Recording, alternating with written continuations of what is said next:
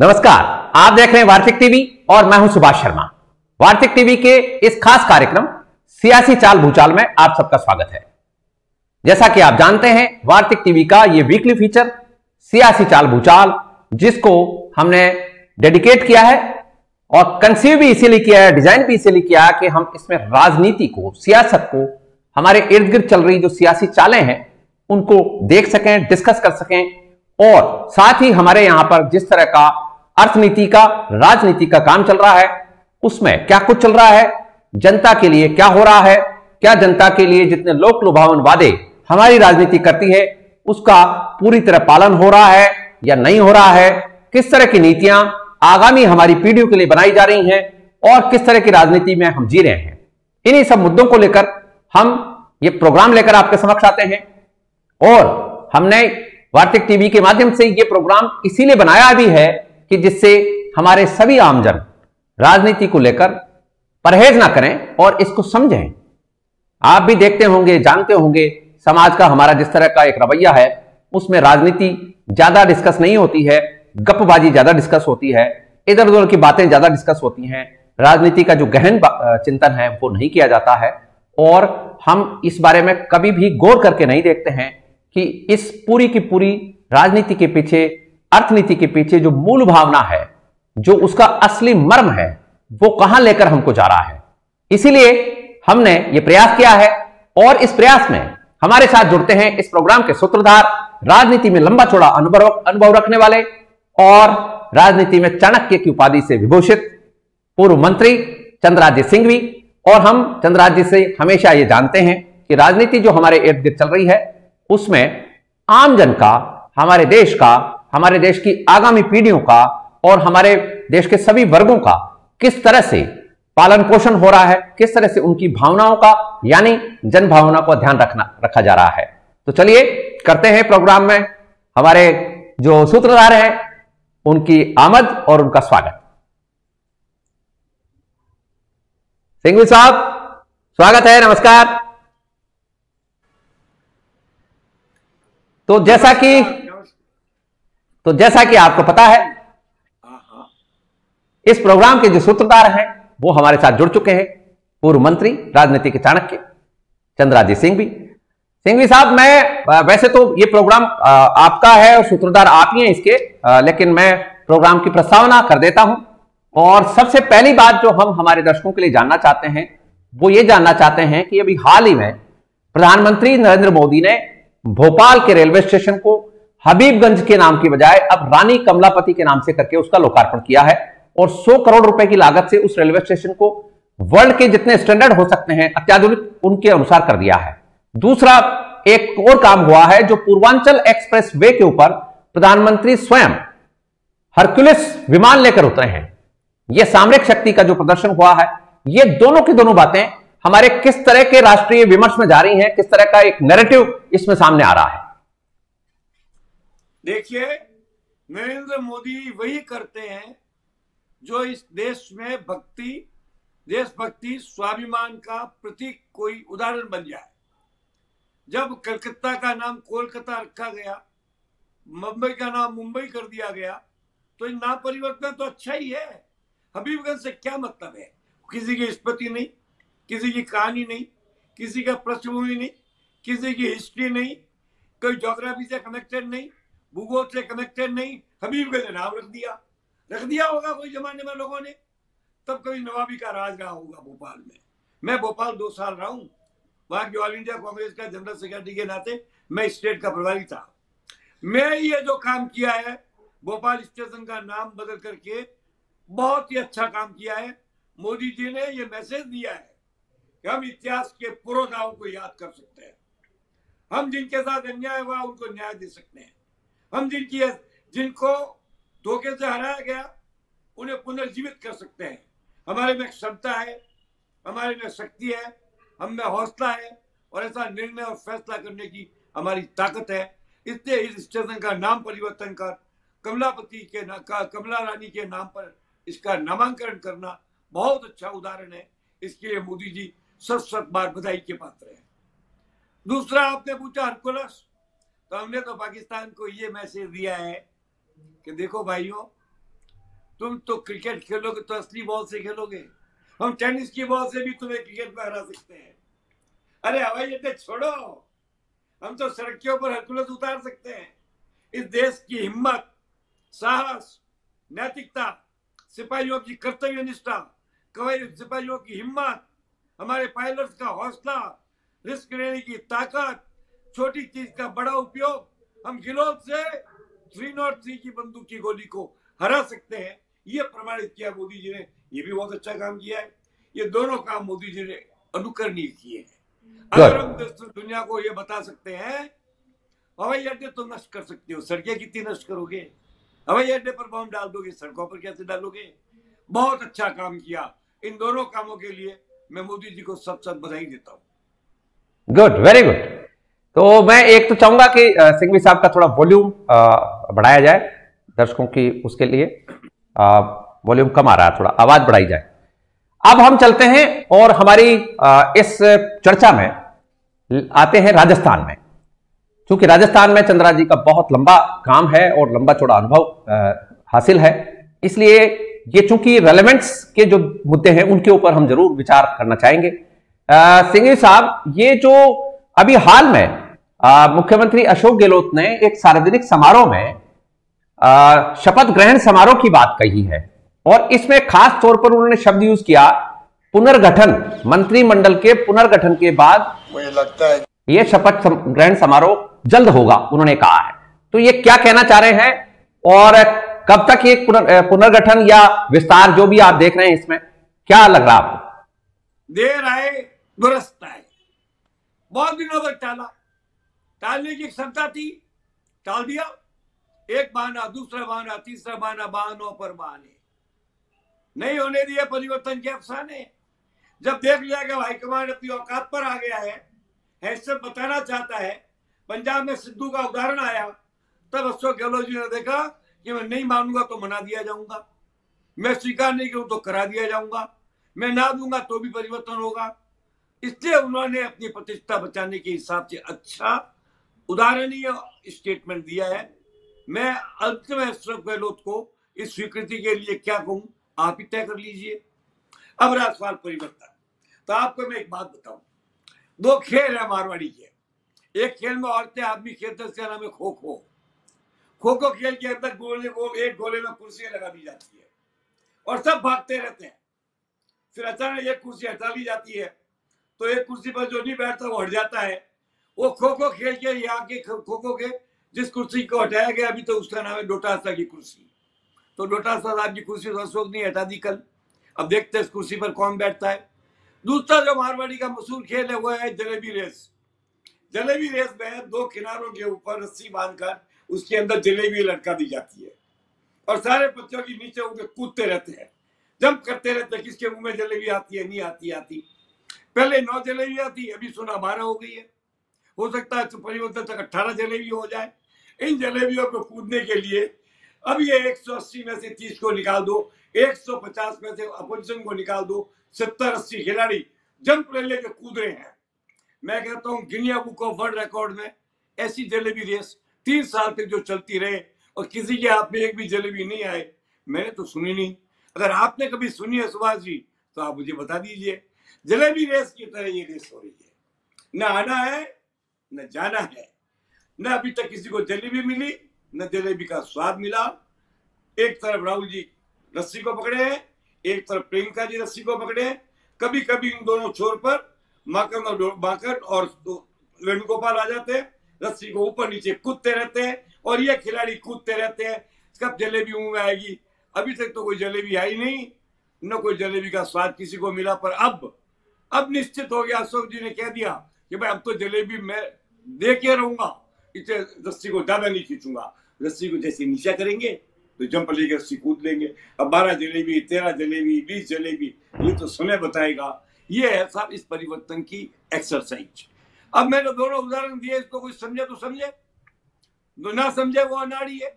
हमने तो बात इशारों में कह दी है और मैं जानता हूं, मैं समझू ना समझू, नेता लोग समझे ना समझे, हमारे पूरे प्रदेश की प्यारी जनता सब समझती है ये जलेबी रेस कब तक चलेगी।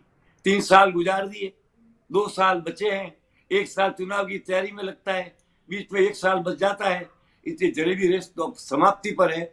जरूर लोगों को जलेबियां मिल जाएगी, और जो पीछे बच जाएंगे उनकी हालत वैसी होगी जो खो खो के खेल में एक कुर्सी के हटने के बाद बचे हुए खिलाड़ी की होती है, वो पुनः दौड़ लगाना चालू करेंगे। अब ऐसी है दुरावस्था है, ये कांग्रेस की असफलता का प्रतीक है। अरे भाई, जब परिवर्तन करना ही था तो पहले दिन ही करते थे, लोगों को लाना ही था तो ले ही आते। 21 में 9 जोड़ने में क्या प्रॉब्लम थी? अशोक जी को प्यार से बुला के समझाने में क्या प्रॉब्लम थी? सचिन जी को इतना नाटक करने की क्या जरूरत थी? इतने क्रोध की क्या आवश्यकता थी? सचिन ने कितनी गंभीरता का परिचय दिया है। उसके आदमियों को 3 साल तक, 2.5 साल 2 साल तक लटकाया गया है, इसके बावजूद किसी ने विद्रोह की भाषा नहीं की। पहले कहते सचिन विद्रोह कर सकता है, सचिन के प्रति पार्टी में निष्ठा नहीं है, अब वो तर्क भी खत्म हो गया, उसने अपनी निष्ठा भी प्रमाणित कर दी। पहले उसका जोश बताया, क्रोश बताया, उसके होश बताया, और अब वो अपनी गंभीरता दिखा रहे हैं। अशोक जी तो मुस्कुराते रहते हैं और वो उनको फर्क ही नहीं पड़ता है कोई, वो मुख्यमंत्री की कुर्सी पर बिराजे रहेंगे। उनके तो मुख्यमंत्री की कुर्सी भाग्य में लिखी है, चाहे कोई 10 हटे, चाहे 20 हटे, चाहे 5 हटे। अभी अशोक जी को 2-4 महीने आराम है, फिर क्या हो गया तो समय बताएगा। मैं समय की भविष्यवाणी नहीं करता, मैं होने वाली घटनाओं को देखता हूँ, अपने चश्मे से नहीं देखता हूँ, नेताओं के चश्मे से देखता हूँ। अगर कोई ये दावा करता है कि मेरी ही कांग्रेस में अप्रोच है तो गलत भाई वो छोड़ दे। जिन लोगों के पास इनकी अप्रोच है उनमें से अधिकांश लोग मेरे अधीनस्थ काम कर चुके हैं। मैं भी ऑल इंडिया कांग्रेस का 95 में सेक्रेटरी था, मुझे मालूम है कौन क्या है। हमारे अंबिका जी 5-5 कमरों में बैठा करते थे, वो भी तेरे साथ ज्वाइंट सेक्रेटरी थी। तो मैं ये दावे से कह सकता हूँ अब परिवर्तन आ गया। हफ्तों की बात नहीं, दिनों की बात नहीं, घंटों की बात रह गई। मेरे पास पक्की खबर थी सर 19 तारीख को कर देंगे, गवर्नर साहब 23 तारीख को जा रहे हैं। अगर 19 और 23 के बीच नहीं हुआ ये परिवर्तन तो हो सकता बाद में फिर 10 दिन चल जाए। टालते टालते टालते टालते क्या स्थिति होगी मैं आपसे बता रहा हूं। एक युद्ध के मैदान में एक आदमी तलवार लेकर गया, उसको मालूम पड़ा सामने सिपाही आ रहे हैं, तो क्या फर्क पड़ा, उठा लूंगा उठा लूंगा उठा लूंगा। उसने तलवार उठाई नहीं और उसकी गर्दन कट गई। ऐसी स्थिति कांग्रेस की हो रही है। यह कांग्रेस का दुर्भाग्य है। कांग्रेस का सौभाग्य तब होता, गुटबाजी मैं नहीं पढ़ता, अशोक जी सही हो सकते हैं कई मामलों में, है भी वो सही, कई मामलों में सचिन सही हो सकता है, मगर इन दोनों मामलों में विस्तार में डिले करके ये दोनों सही है, हाईकमान गलत है। ये फेलियर हाईकमान की है तो गहलोत की है, न इसमें सचिन पायलट की गलती है। हाईकमान को इतनी देर तक क्यों लटकाए रखा? अंत में पंजाब में क्या हुआ? सिद्धू लाया गया, विद्रोह कराया गया, अध्यक्ष से हटाने की बात हुई, वो हटा नहीं, डीजी पुलिस को हटाया गया, एडवोकेट जनरल को हटाया गया। ये क्या ये कांग्रेस हाईकमान को स्ट्रांगली बोलना चाहिए था, नो चेंज और फुल चेंज, चेंज एट 10%। ये अब ये आपस में एक दूसरे को बैलेंस करना का तर्क था। वो कहता मैं नहीं रहूंगा तो कांग्रेस का ये हो जाएगा, वो कहेगा मैं मारा तो कांग्रेस का कुछ नहीं होता है। कांग्रेस तो ऐसी पार्टी है जो जीरो हीरो होने की कला में माहिर है। मैं कांग्रेस में बहुत बुरे समय में रहा हूं, 27 साल मैंने कांग्रेस में दिए। कांग्रेस में तो क्या है, एक दिन कांग्रेस जीतती है, दूसरे दिन हार जाती है। हारने के बाद में कांग्रेस का जो कार्यकर्ता है ना, जैसे ही कांग्रेस एक्टिव होती है सड़कों पर खालीदारी कांग्रेस के कार्यकर्ता ही दिखते हैं। वो आरएसएस तो है नहीं, कांग्रेस का कार्यकर्ता श्रेणीबद्ध कार्यकर्ता नहीं है, मगर वो जन्म जात अड़ियल कार्यकर्ता है। आप किसी कांग्रेसी नेता के सामने बुराई करो तो नेता की बुराई को स्वीकार करेगा, पर जब आप कांग्रेस की आलोचना करोगे तो उसे स्वीकार नहीं करता है। जैसे आरएसएस भाजपा की जड़ है, वैसे कांग्रेस की जड़ तो कांग्रेस का कार्यकर्ता है। आप निश्चिंत रहिए, परिवर्तन होने वाला है। 2 दिन 4 दिन 6 दिन जब होना हो जाएगा। इसमें अब ज्यादा उत्सुकता की जरूरत नहीं है। अब जलेबी रेस समाप्ति की ओर है। अब कईयों को जलेबियां मिल जाएगी, कईयों को जलेबियां नहीं भी मिलेगी। जो मिल जाएगी वो जलेबी का संसाधन कर लेंगे, नहीं मिलेगी वो खो खो के खिलाड़ियों की तरह चक्कर लगाते रहेंगे। ये दोनों खेल राजनीति के होते रहेंगे, इसमें कोई फर्क नहीं पड़ता है। बिल्कुल ठीक कहा आपने। ये जो पुनर्गठन जो इस्तेमाल हुआ है, ये जैसा एक बार हमारी इस सियासी चाल भूचाल के कार्यक्रम में आपने भी इशारा किया था कि ये कामराज फार्मूला लागू होगा, और ये पुनर्गठन जो शब्द है वो लगभग उसी तरफ जाता हुआ नजर आ रहा है। तो कामराज योजना है। अब मैं आपसे एक बात बताऊं, 2 आदमियों के बीच एक बंटवारा करना था, तो एक आदमी को जज बना दिया, तू बंटवारा कर, तो जो बड़ा आदमी था बोला देखो भाई 5 में से 3 तो मेरे हैं, 2 में बंटवारा कर लो। क्या मतलब है बंटवारे का? ये तो बंटवारा हुआ कि नहीं हुआ? ऐसा ही है। अब बताओ, ये कहते हैं 12 बदलेंगे, तो 18 तो गहलोत के रह गए, तो 18 तो गहलोत के हैं, 12 में बंटवारा कर लो। ये बंटवारा मेरे समझ में नहीं आता है। मुख्यमंत्री का अधिकार है तो या तो पूरा बदलते या बिल्कुल ना बदलते। ये कामराज योजना से लिया हुआ सबक है। कितने लंबे पैमाने पर परिवर्तन की बात चल रही है। पहले कहा 2 लिए जाएंगे, फिर बोला 3 लिए जाएंगे, फिर बोला 4 लिए जाएंगे, और 4 सचिन पायलट के लेंगे। तो फिर इसका मतलब ये हुआ कि बाकी 8 फिर अशोक जी के आएंगे, तो अशोक जी के 8 और 21, 29, 25, 24 वही जाएंगे। मैं इसको महत्व नहीं देता। यही सरकार रहेगी, यही मुख्यमंत्री रहेगा। जब तक मुख्यमंत्री कायम है, जब तक इस सरकार को खतरा नहीं है। अब लोगों में यह चर्चा आई, जैसे बीजेपी वाले बोले हैं कि परिवर्तन के बाद में सरकार गिर जाएगी, तो बीजेपी वालों को तो ख्वाब में छिछड़े नजर आते हैं। उन्हें तो सत्ता दिख रही है। तुम तो देशभक्त हो, तुम्हें क्या फर्क पड़ता है सरकार गिरे या न गिरे? तुम्हें कांग्रेस की पंचायती करने क्या जरूरत है? बार-बार पूनिया जी बैक के बोल जाते हैं कांग्रेस ने जैसे ही परिवर्तन होगा सरकार गिर जाए। क्यों गिर जाएगी? क्या तुमने बनाई है कांग्रेस की सरकार? बड़ी अजीब विचित्र स्थिति है। सच्चाई कहो तो बुरा लगता है, झूठ बोलो तो लोग हंसी उड़ाते हैं, दोनों ही ना करके बीच की बात कहो तो लोग सुन लेते हैं। इसलिए मैं बीच की बात कहना ही ज्यादा उचित मानता हूँ। नहीं, ठीक बात है। आपने अभी गोविंद सिंह डोटासरा का नाम लिया। शिक्षा मंत्री गोविंद सिंह डोटासरा की मौजूदगी में एक अन्य सार्वजनिक समारोह में मुख्यमंत्री अशोक गहलोत ने जो बात कही और शिक्षकों से तबादले के लिए पैसे लेने की जो बात पूछी, उसमें आपको क्या मैसेज दिखाई देता है? ये तो आपने तो अभी नाम लिया इसलिए मेरे को याद आ गया। बड़ी मजेदार बात बताऊंगा इसके जवाब में। आपने उसके बारे में पूछा। अब आप एक बार सारे के सारे उद्योगपतियों और बिल्डरों की मीटिंग करके पूछो, अरे बिल्डरों, शांति धारीवाल यूडीएफ से पैसे लेता है कि नहीं लेता है? देखो क्या जवाब आता है। आप पावर कनेक्शन के बारे में पूछो बीडी कल्ला को, फिर पूछो बिजली उपभोक्ताओं को पूछो, क्या बिजली के अधिकारी पैसे लेते हैं कि नहीं लेते हैं? बेचारे एक मोटरा से क्यों मार रहे हो? कोई तो मिनिस्टर बोले कि मेरा डिपार्टमेंट में एक भी पैसे का भ्रष्टाचार नहीं है। जो मिनिस्टर ये प्रतिज्ञा करके कहेगा, मैं उस मिनिस्टर को सलाम करूंगा। इसे बेचारे डोटासरा को शिकार क्यों करते हो?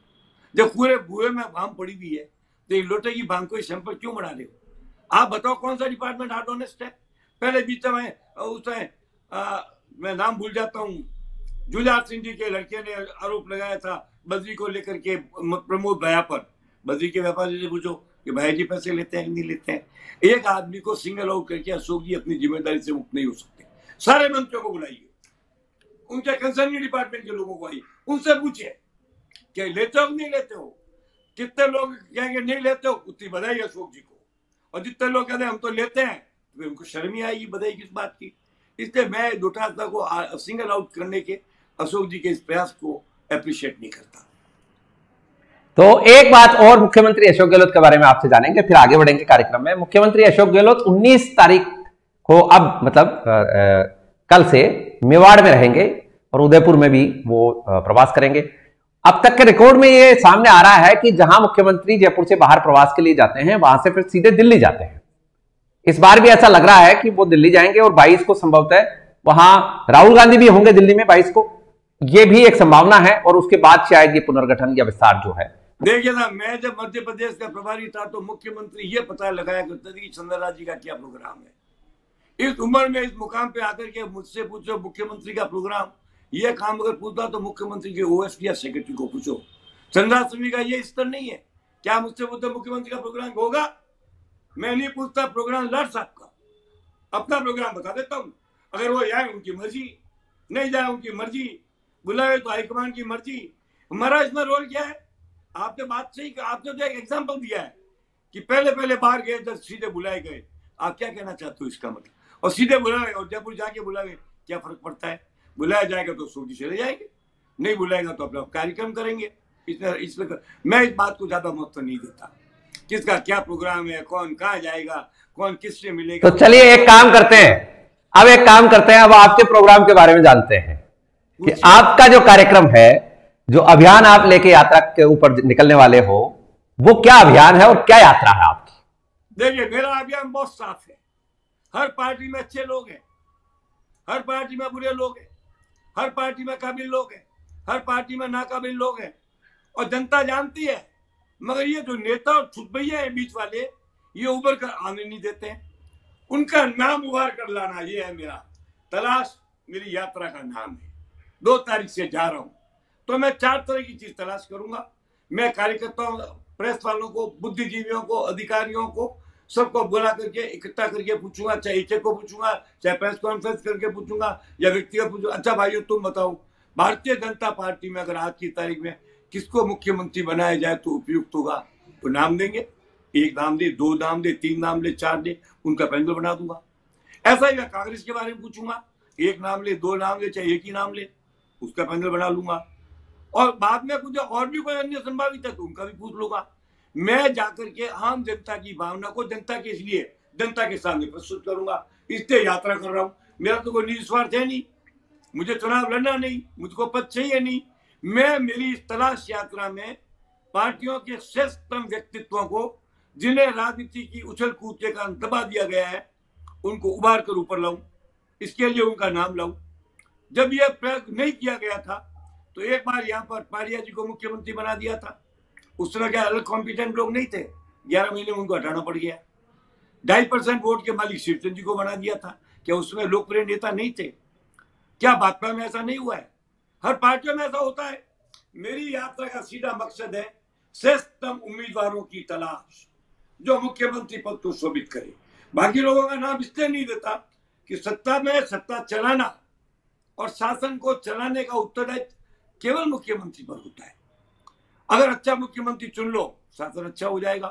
बुरा मुख्यमंत्री चुन लिया, मैं किसी व्यक्ति विशेष के पक्ष में मैं नहीं बोलूंगा, मैं किसी को नाम नहीं दूंगा। मैं उनसे पूछूं, आप बताओ, भाजपा में अगर बनाना पड़े तो कौन सा मुख्यमंत्री उचित है? मैं उनसे पूछा, आप बताइए, कांग्रेस में बनाना पड़े तो किसका उचित है?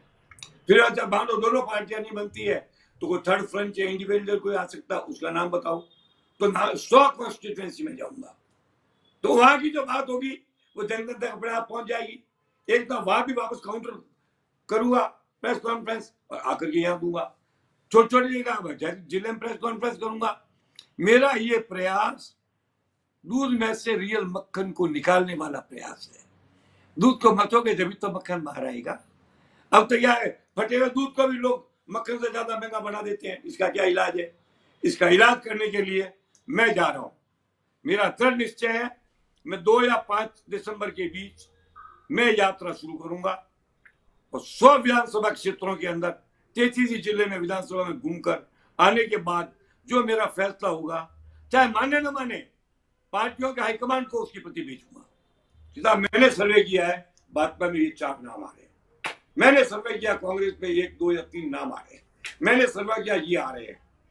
तो ये मेरा अधिकार मेरे लिए है। इस अधिकार का उपयोग पार्टियों के लिए, इस अधिकार का उपयोग जनता के लिए है। जनता को आंख मीच कर कुएं में डालने से बचाने का मेरा प्रयास है। और मुझे पक्का विश्वास है कि राजस्थान का जागरूक पत्रकार, जागरूक बुद्धिजीवी, जागरूक विद्वान आदमी और गंभीर नेता, पुराने और नए नेता, पीड़ित दुखी नेता, उससे मेरा सहयोग करेंगे। और मैं 100% असली गाय के दूध में से असली गाय का मक्खन निकाल के लाऊंगा और आप लोगों के सामने परोसूंगा। ये मेरा इरादा है। कोई ज्यादा खर्चे की बात नहीं है। 2-3 गाड़ी ले लेंगे दोस्तों की, जाएंगे, जहाँ जाएंगे लोग इंतजाम कर देते हैं, हम खाना खा लेंगे, साथ बैठेंगे, वहां बैठ के लोगों से गप करेंगे। तो प्रेस कॉन्फ्रेंस या व्यक्तिगत मिलने के अलावा लोगों की भावना का पता लग जाएगा। 2 मिनट में लोग कह देंगे ये आदमी दुशासन के लायक है, ये आदमी सुशासन के लायक है, ये आदमी प्रशासन के लायक है, ये आदमी कुशासन के लायक है। तो उसका नाम तो ब्लैकलिस्ट करूंगा। मैं नहीं कर रहा हूं, वो करेंगे। मैं तो केवल इन्फॉर्मर हूं, फाइंडर एंड इन्फॉर्मर। मेरा इसके अलावा कोई रोल नहीं है। किसी के प्रति पक्षपात नहीं होगा। अगर 18 में से 6 आदमी एक का नाम लेंगे तो लूंगा 18/6, 20 का नाम लेंगे तो लूंगा 25/20। ये उन पर निर्भर है। मैं आपके माध्यम से डेली 1 महीने तक ये प्रचार करूंगा, दोस्तों मेरी यात्रा होने वाली है, आप मुझे आकर के समझाओ, मैं गलत हूं तो मुझको भी ठीक करो। आपको अधिकार है, आप मुझे डायरेक्शन दे सकते हो कि नहीं आपने गलत प्रश्न पूछे हैं। मैं पूछूंगा ही नहीं, पूछ लूंगा तो क्षमा भी मांगना आता है। क्षमा वीरस से पूछना। मैं अहंकारी नहीं हूं, घमंडी भी नहीं हूं, मैं तो सत्य वक्ता हूं। मेरे मरने के बाद कहें चंद्रराज सच बोला, तो इससे बड़ा प्रमाण पत्र कोई पद का नहीं होता है। तो मैं सुभाष जी जा रहा हूं। मुझे पक्का विश्वास है आपका चैनल मेरी यात्रा को प्रमोट करेगा। और अन्य चैनल वालों से भी मैं रिक्वेस्ट करता हूं कि मेरी यात्रा को प्रमोट करें। यात्रा का प्रोग्राम मैं 7 दिन पहले छोटे छोटे अखबारों में छपाऊंगा, क्योंकि बड़े अखबार तो बिके हुए हैं, उनकी रेटें तो आपको पता ही है, आधे से ज्यादा सरकार की जेब में है। सरकार की विज्ञापन उन चैनल्स का पेट भरता है, वो बेचारी गरीब, इतने गरीब कि उनको इतना पैसा मिलता है कि वो अमीर होके भी अपना। बिल्कुल, इस यात्रा में हमारी आपको शुभकामनाएं भी है, मेरा काम और हम इस यात्रा में आपका जो भी मंतव्य है, जो आप बता रहे हैं, जो जाहिर कर रहे हैं, इस मंतव्य में हम आपके साथ रहेंगे। और हमारी बहुत शुभकामनाएं आपकी इस यात्रा के लिए, जिसका नाम तलाश है। नाम आपने बहुत अच्छा वो ऑप्ट किया है, तलाश नाम की जो यात्रा है। और हमारी शुभकामनाएं आपको ऑलरेडी हैं, और ये भी हमारी कामना है कि आप जिस उद्देश्य से जनता के लिए, जनता के प्रतिनिधियों की बात करेंगे और एक अच्छी और स्वच्छ राजनीति की तरफ जनता का ध्यान और जनता का एक विमर्श शुरू करवाएंगे, ये बहुत अच्छी पहल आप करने जा रहे हैं, इसमें हम आपके साथ हैं। अब धन्यवाद सुभाष जी, बहुत बहुत धन्यवाद।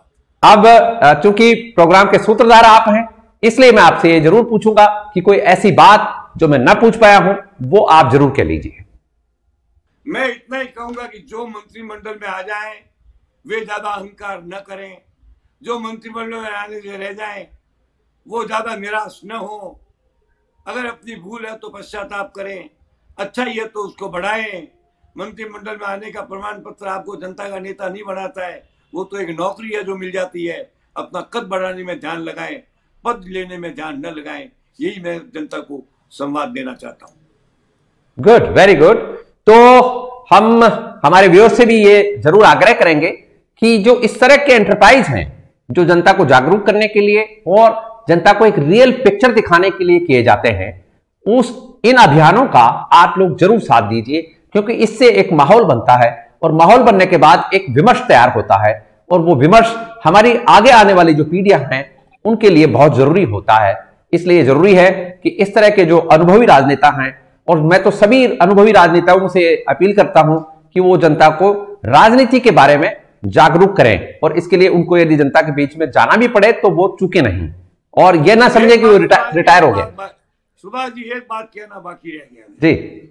मैं विशेषकर नरेंद्र मोदी और अमित शाह जी को कहूंगा कि वो भी अपनी पार्टी और संघ की राय के अलावा हमारी इस तलाश को सुने। ये प्रार्थना मैं सोनिया जी, प्रियंका और राहुल गांधी से करूंगा। माकन और दूसरे नाम भूल जाओ, केसी वेणुगोपाल, वेणुगोपाल सुनो, और अगर सुनने के बाद लगे कि मैंने कोई गलत आपको सूचना दी है तो आप मुझे कहो कि आप गलत हो, तो मैं उस गलती को खुले दिल से स्वीकार भी करूंगा। बिल्कुल ठीक बात है, और इस तरह के अभियान चलने चाहिए। राजनीति में जो अनुभवी लोग हैं उनको आगे आना चाहिए, और रिटायर होकर बैठने की जो बात है वो नहीं करनी चाहिए। तो ये था आज का हमारा कार्यक्रम। आपने जाना, हमारे साथ जुड़े हुए थे राजनीति में बहुत लंबा चौड़ा अनुभव रखने वाले और राजनीति के चाणक्य पूर्व मंत्री चंद्रराजे सिंघवी साहब, बहुत बहुत आभार, धन्यवाद। बहुत धन्यवाद सुभाष जी, आप बड़ा अच्छा लोकतांत्रिक काम कर रहे हो। Thank you so much. तो यह था आज का हमारा कार्यक्रम सियासी चाल भूचाल। आपने जाना कि किस तरह का राजनीतिक परिप्रेक्ष्य गढ़ा जा रहा है, किस तरह की राजनीति चल रही है, किस तरह का मैसेज और परसेप्शन राजनीति में दिखाई दे रहा है, और आगामी दिनों में क्या क्या होने जा रहा है, इसकी हमने एक वानगी आपके सामने रखी है। और हम प्रयास करेंगे कि इसी तरह से डिटेल्ड और भी प्रोग्राम्स हम लेकर आएंगे राजनीति को लेकर, क्योंकि ये सबसे ज्यादा प्रभावित करने वाला एक मामला है और इसी के बारे में हम सबसे कम सोचते हैं। इसलिए यह जरूरी है कि राजनीति को डिस्कस करने के लिए, इस विमर्श को समझने के लिए बहुत जरूरी है कि हम इस बारे में जाने समझे। तो आपने हमारे इस कार्यक्रम को ज्वाइन किया, इसके लिए आपका धन्यवाद, आभार। I wish you good luck, success and happiness. Thank you so much.